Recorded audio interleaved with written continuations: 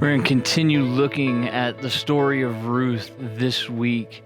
This beautiful story, and it's one of those literary stories, love stories, if you will, that is just so full of truth and wonderful literature that is amazing. It's only 4 chapters long. We're right here, kind of smack dab in the middle of the book where we started off pretty bad, right? With Elimelech moving his family to Moab, and through that process ended up dying. And then his 2 sons marry foreign women. It wasn't necessarily prohibited, but it was definitely not encouraged. And they die too. And then we're left with Naomi, who is now widowed and has buried 2 sons, living with 2 foreign women. And as they come back to Bethlehem, one of the daughters-in-law stays. The other one comes with her, named Ruth, giving one of the greatest declarations that still spans the stretch of time. And as she gives that declaration, there she's welcomed into Bethlehem. And then, as we left off last week, she gleans in the field of Boaz, and we're introduced to this next character in the story, a good man, a worthy man, who protected and provided for Ruth, having just met her that day. And today we're going to pick up right where we left off in verses 17 through 23, and we're going to talk about the kindness of God. Because abundance can be a good thing. And in the story of Ruth, the favor of God and his kindness is shown in abundance. You know, when Naomi returned from Moab, she was saying she was full when she left, but empty when she returned to Bethlehem. And when Ruth went to glean in those fields, like we talked last week, she was looking for someone to show favor to her. Boaz showed that favor and even upped it with the kindness, providing for her needs and then some. It reminds me a lot of something Paul wrote in Philippians 4:19, where he says, "My God shall supply every need of yours according to his riches and glory." As we trust in God's sovereignty and favor, this beautiful mosaic is on display for those around us, to bless those around us as well. Ruth did the hard work, as we saw last week. Naomi was then blessed because of it. The outpouring of God's favor can be a blessing for us and for others. So today we're going to read in verse 17 through 23, and we're going to start with the bounty of what Ruth was blessed with by Boaz. In verse 17 through 19, the first half of 19, we read this. So she gleaned in the field until evening, and then she beat out what she had gleaned. And it was about an ephah of barley. And she took it up and went into the city, and her mother-in-law saw what she had gleaned. She also brought out and gave her the food that she had left over after being satisfied. And her mother-in-law said to her, "Where did you glean today? And where have you worked? Blessed be the man who took notice of you." Ruth went to work that morning. Where we pick up in this verse is the continuation of that day. So Ruth went to work early that morning empty-handed, hoping to just glean enough food to sustain her and Naomi until the next day. And when she comes back, she's got her belly full from dinner. So much so that there were leftovers. I don't know about you, but I enjoy a good leftover meal once in a while. And she brought those leftovers to Naomi. And she also brought back the harvest from what she had gleaned, and then what Boaz had instructed his young men to leave out in the fields for her to also glean further. And it ended up being a significant amount of food. It was about an ephah of barley, is what the scriptures say. Now, an ephah is about 5.5 gallons worth of harvest that she brought back. For her and Naomi, that would have lasted them about 2 weeks. She has abundance. The kindness of God has shown through Boaz to Ruth, and then adjacently to Naomi, who is blessing who's receiving the blessing from Ruth. This abundance surprises Naomi.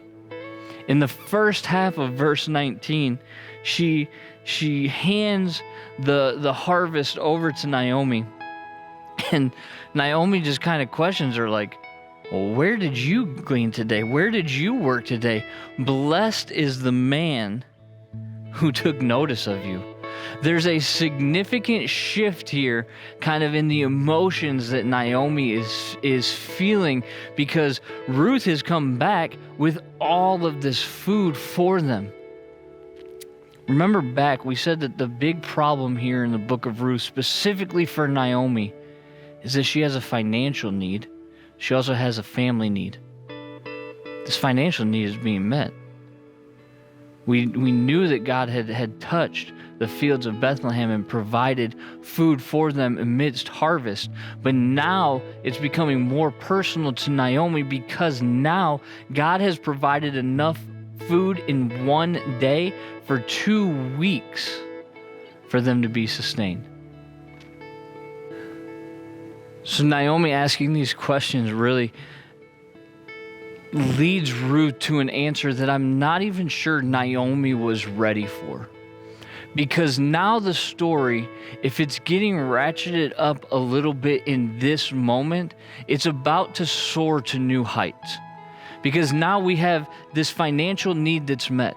We have this issue where their food is there for them. But then comes the answer from Ruth to Naomi about whose field she actually worked in. And so Ruth answers, and she says in the second half of verse 19 through the end of the chapter, she tells Naomi, so she, Ruth, told her mother-in-law with whom she had worked, and said, the man's name with whom I work today is Boaz. And Naomi said to her daughter-in-law, may he be blessed by the Lord, whose kindness has not forsaken the living or the dead. Naomi also said to her, the man is a close relative of ours and one of our redeemers. Key theme here in the book of Ruth. And Ruth the Moabite said, besides, he said to me, you shall keep close to my young men until they have finished all my harvest. And Naomi said to Ruth, her daughter-in-law, it is good, my daughter, that you go out with the young women, lest any other in the field assault you. So she stayed close to the young women of Boaz, gleaning until the end of the barley and wheat harvest. And she lived with her mother-in-law. Now, what we have in these two sections here are two key institutions of ancient Israel that allowed for protection, specifically of descendants and family lines, but also for the preservation of land. You notice I said that there was a key word in Naomi's response to Ruth's answer, that Boaz was one of their redeemers. This comes from this institution known as the Kinsmen Redeemer, where this redeemer, a relative of a man who has died, would redeem the property of that man. And the reason for this was so that the land that this property owner who has died has would not remain outside of the clan that it belonged to. It was a way to ensure generational, I want to say wealth, right? Protection, sustenance, right? If we think to Boaz's field, that's property that he owns. And if he were to pass away, a redeemer could come and redeem that land to make sure that it stayed in the family. But the second institution that is hinted at here is this idea of a Levirate marriage, okay? Comes from the word lever, which means husband's brother.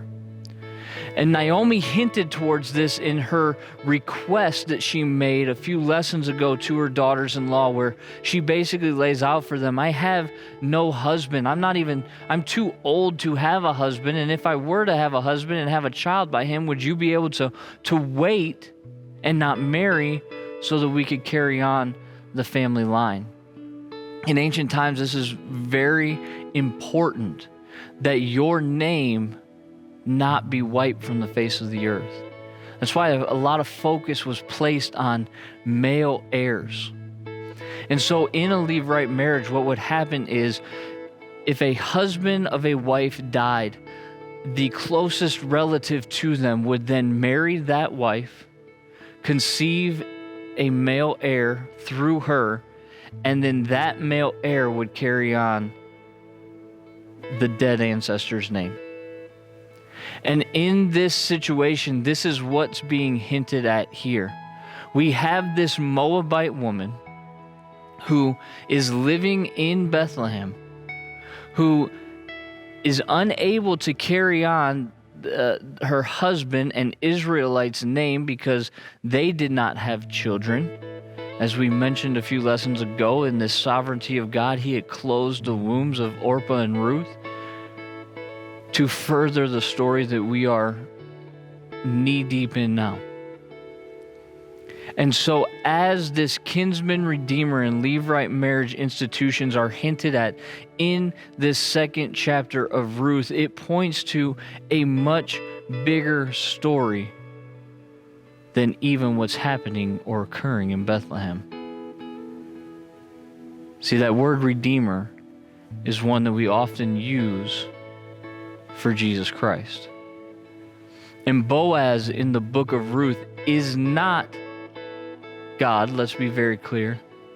He's not Christ, but what he is he's an archetype. He's a type of Christ to show the picture of God's favor and kindness on sinners. Think about Ruth, born into sin, much like we are because of the curse Adam placed upon us. Needing to find favor with someone.